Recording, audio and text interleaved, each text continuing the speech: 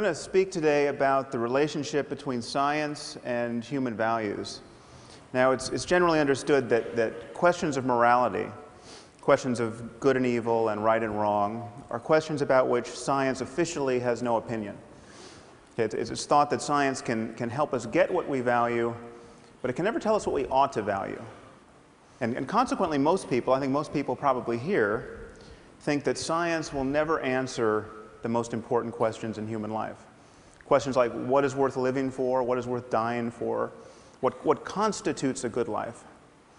So I'm going to argue that this is an illusion, that the separation between science and human values is an illusion, and actually quite a dangerous one at this point in human history. Now, it's often said that science cannot give us a foundation for morality and human values because science deals with facts, and facts and values seem to belong to different spheres. It's often thought that there's no description of the way the world is that can tell us how the world ought to be. But I think this is quite clearly untrue. But values are a certain kind of fact. They are facts about the well-being of conscious creatures. Why is it that we don't have ethical obligations toward rocks? Why don't we feel compassion for rocks? It's because we don't think rocks can suffer. And if we're more concerned about our fellow primates than we are about insects, as indeed we are, it's because we think they're exposed to a greater range of potential happiness and suffering. Now, the crucial thing to notice here is that this is a factual claim. This is something we could be right or wrong about. I mean, if we've misconstrued the relationship between biological complexity and the possibilities of experience, well, then we could be wrong about the inner lives of insects. Okay? And there is no notion, no version of human morality and human values that I've ever come across that is not at some point reducible to a concern about conscious experience and its possible changes. I mean, even if you get your values from religion, even if you think that good and evil ultimately relate to conditions after death, either to an eternity of happiness with God or an eternity of suffering in hell, you are still concerned about consciousness and its changes. And to say that such changes can persist after death is itself a factual claim, which, of course, may or may not be true. Now, to speak about the conditions of well-being in this life for human beings, we know that there's a continuum of such facts. We know that it's possible to live in a failed state, where everything that can go wrong does go wrong, where mothers cannot feed their children, where strangers cannot find the basis for peaceful collaboration, where people are murdered indiscriminately. And we know that it's possible to move along this continuum towards something quite a bit more idyllic, I mean, to a place where a conference like this is even conceivable. And we know that there are right and wrong answers to how to move in this space. Would adding cholera to the water be a good idea? Well, probably not. Would it be a good idea for everyone to believe in the evil eye so that when bad things happen to them, they immediately blame their neighbors? Probably not. There are truths to be known about how human communities flourish, whether or not we understand these truths. And morality relates to these truths. So in talking about values, we are talking about facts. Now, of course, our situation in the world can be understood at many levels. There's from the level of the genome on up to the level of economic systems and political arrangements. But if we're going to talk about human well-being, we are of necessity talking about the human brain, because we know that our experience of the world and of ourselves within it is realized in the brain, whatever happens after death. Even if the suicide bomber does get 72 virgins in the afterlife, in this life, his personality, his rather unfortunate personality, is the product of his brain. Okay, and so the contributions of culture, if culture changes us, as indeed it does, it changes us by changing our brains. And so therefore, whatever cultural variation there is in how human beings flourish can, at least in principle, be understood in the context of a maturing science of the mind, neuroscience, psychology, etc. So what I'm arguing is that values reduce to facts about the conscious experience of conscious beings, and we can therefore visualize a space of possible changes in the experience of these beings.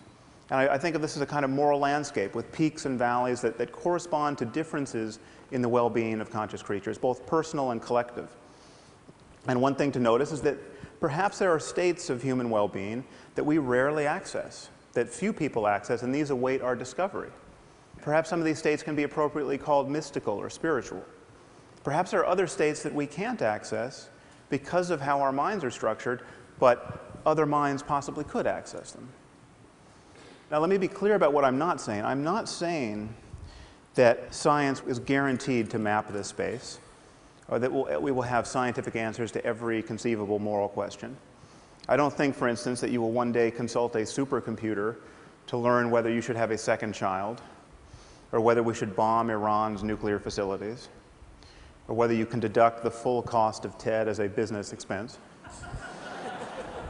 But if questions affect human well-being, then they do have answers, whether or not we can find them. And just admitting this, just admitting that there are right and wrong answers to the question of how humans flourish, will change the way we talk about morality, and will change our expectations of human cooperation in the future. And for instance, there are 21 states in our country where corporal punishment in the classroom is legal, where it is legal for a teacher to beat a child with a wooden board hard, raising large bruises and blisters and even breaking the skin. And hundreds of thousands of children, incidentally, are subjected to this every year. The locations of these enlightened districts, I think, will fail to surprise you. We're not talking about Connecticut. And the rationale for this behavior is explicitly religious. The creator of the universe himself has told us not to spare the rod lest we spoil the child. This is in Proverbs 13 and 20 and I believe 23. But we can ask the obvious question, okay, is it a good idea, generally speaking, to subject children to pain and violence and public humiliation as a way of encouraging healthy emotional development and good behavior? Okay. Is there any doubt that this question has an answer and that it matters? Now, many of you might worry that the notion of well-being is truly undefined and seemingly perpetually open to be reconstrued. And so then how, therefore, can there be an objective notion of well-being? Well, consider by analogy the concept of physical health. I mean, the concept of physical health is undefined, as we just heard from Michael Spector. It has changed over the years. When this statue was carved, the average life expectancy was probably 30. Okay, it's now around 80 in the developed world. There may come a time when we meddle with our genomes in such a way that not being able to run a marathon at age 200 will be considered a profound disability. You know, people will send you donations when you're in that condition. Notice that the fact that the concept of health is open, genuinely open for revision, does not make it vacuous. Okay, the distinction between a healthy person and a dead one is about as clear and consequential as any we make in science. Now, another thing to notice is there may be many peaks on the moral landscape. There may be equivalent ways to thrive. Okay, there may be equivalent ways to organize a human society so as to maximize human flourishing. Now, why wouldn't this undermine an objective morality? Well, think of how we talk about food. I would never be tempted to argue to you that there must be one right food to eat. There's clearly a range of materials that constitute healthy food. But there's nevertheless a clear distinction between food and poison. Okay, the fact that there are many right answers to the question, what is food, does not tempt us to say that there are no truths to be known about human nutrition. Now, many people worry that a universal morality would require moral precepts that admit of no exceptions. So for instance, if it's really wrong to lie, it must always be wrong to lie. And if you can find an exception, well, then there's no such thing as moral truth. Now, why would we think this? Consider, by analogy, the game of chess. Now, if you're going to play good chess, a principle like don't lose your queen is very good to follow. Okay, but it clearly admits of exceptions. I mean, there are moments where losing your queen is a brilliant thing to do. There are moments where it's the only good thing you can do. And yet, chess is a domain of perfect objectivity. The fact that there are exceptions here does not does not change that at all. Now this brings us to the sorts of moves that people are apt to make in the moral sphere. Okay? Consider the great problem of women's bodies. What to do about them? Well, this is one thing you can do about them. You can cover them up. Now, it is the position, generally speaking, of our intellectual community that, while we might not like this, we might think of this as wrong in Boston or Palo Alto. Who are we to say that the proud denizens of an ancient culture are wrong to force their wives and daughters to live in cloth bags? I mean, who are we to say even that they're wrong to beat them with lengths of steel cable or throw battery acid in their faces if they decline the privilege of being smothered in this way? Okay, well, who are we not to say this? Who are we to pretend that we know so little about human well-being that we have to be non-judgmental about a practice like this?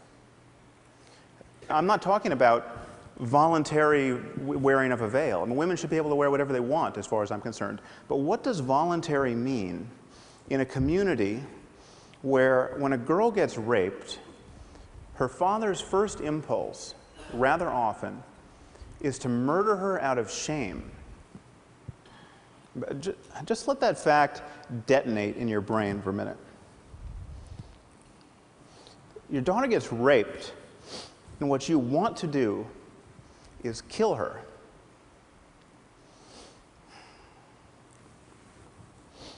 What are the chances that represents a peak of human flourishing? Now, to say this is not to say that we have got the perfect solution in our own society. I mean, for instance, this is what it's like to go to a newsstand almost anywhere in the civilized world. Now, granted, for many men, it may require a degree in philosophy to see something wrong with these images. But if we are in a reflective mood, we can ask, is this the perfect expression of psychological balance with respect to variables like youth and beauty in women's bodies? I mean, is this the optimal environment in which to raise our children?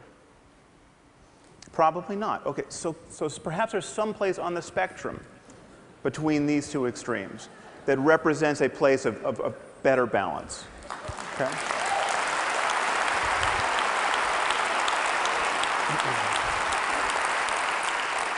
But perhaps there are many such places. I mean, again, given other changes in human culture, there may be many peaks on the moral landscape. But the thing to notice is that there'll be many more ways not to be on a peak.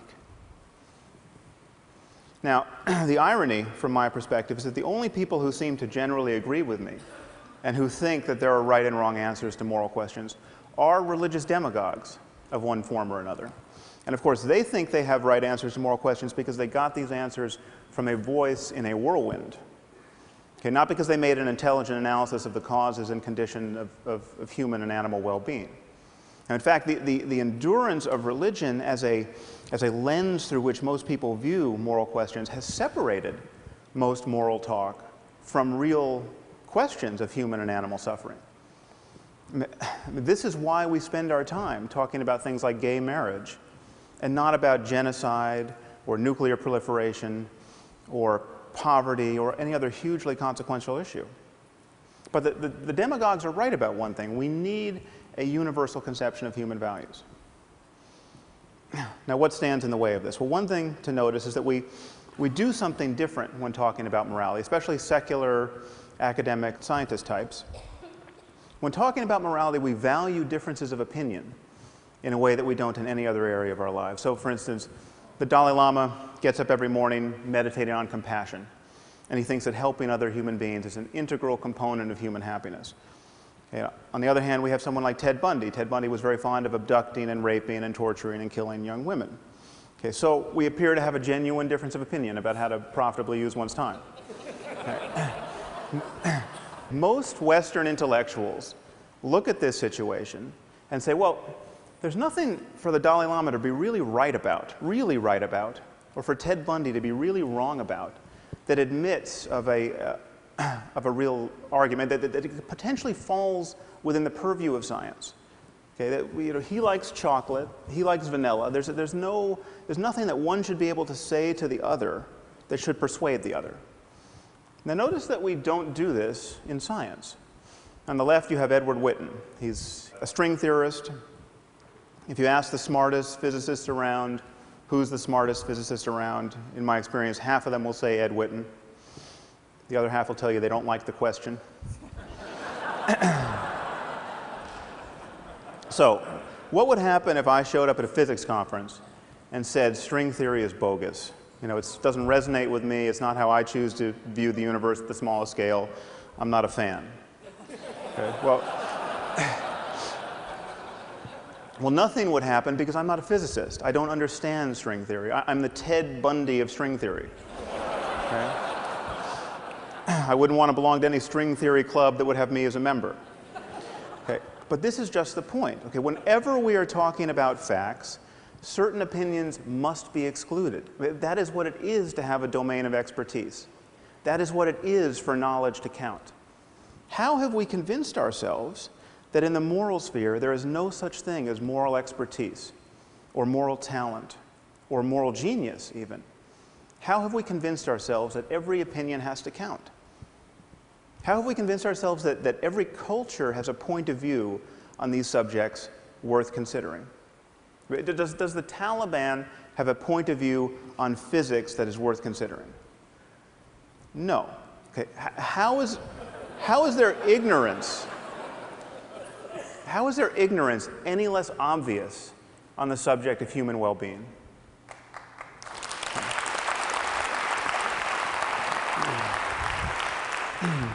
So this, I think, is what the world needs now. It needs people like ourselves to admit that there are right and wrong answers to questions of human flourishing. And morality relates to that domain of facts. It is possible for individuals, and even for whole cultures, to care about the wrong things. Which is to say, it's possible for them to have beliefs and desires that reliably lead to needless human suffering. Just admitting this will transform our discourse about morality. Okay, we live in a world in which the boundaries between nations mean less and less, and they will one day mean nothing. We live in a world filled with destructive technology, and this technology cannot be uninvented. It will always be easier to break things than to fix them. Okay, it seems to me, therefore, patently obvious that we can no more respect and tolerate vast differences in notions of human well-being than we can respect or tolerate vast differences in the notions about how disease spreads, or in the safety standards of buildings and airplanes. We simply must converge on the answers we give to the most important questions in human life. And to do that, we have to admit that these questions have answers. Thank you very much.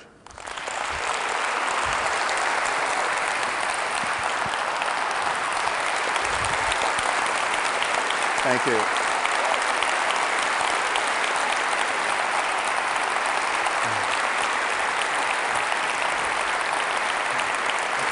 I've got a question. Sure. So, some combustible material there. Yeah. Whether in this audience or people elsewhere in the world hearing some of this may well be doing the screaming with rage thing after as well, some of them. Language seems to me is really important here. When you're talking about the veil, you're talking about women dressed in cloth bags. You know, I've lived in the Muslim world, spoken with a lot of Muslim women, and some of them would say something else. They would say, no, you know, this is a celebration of female specialness. It helps build that, and it's an expression, it's a result of the fact that, and this is arguably a sophisticated psychological view, that male lust is not to be trusted. Right. I mean, can you engage in a conversation with that kind of woman without seeing kind of cultural imperialist? Yeah, well, I think this is, I tried to broach this in a sentence watching the clock ticking, but the question is, what is voluntary in a context where men have certain expectations and certain, and you're guaranteed to be treated in a certain way if you don't veil yourself. And so if anyone in this room wanted to wear a veil or a very funny hat or tattoo their faces. Or, I mean, I think we should be free to voluntarily do whatever we want, but we have to be honest about the constraints that these women are placed under. And so I think we shouldn't be so eager to always take their word for it, especially when it's 120 degrees out and you're wearing a full burqa. A lot of people, want to believe in this concept of moral progress, but can you reconcile that? I think I understood you to say that you could reconcile that with a world that doesn't become one-dimensional, where we all have to think the same. Paint your picture of what, rolling the clock 50 years forward, 100 years forward, how you would like to think of the world, balancing moral progress with richness. Well, I think once you admit that we are on path toward understanding our minds at the level of the brain in some important detail, then you have to admit that we are going to understand all of the positive and negative qualities of ourselves in much greater detail. So we're going to understand positive social emotion, like empathy and compassion.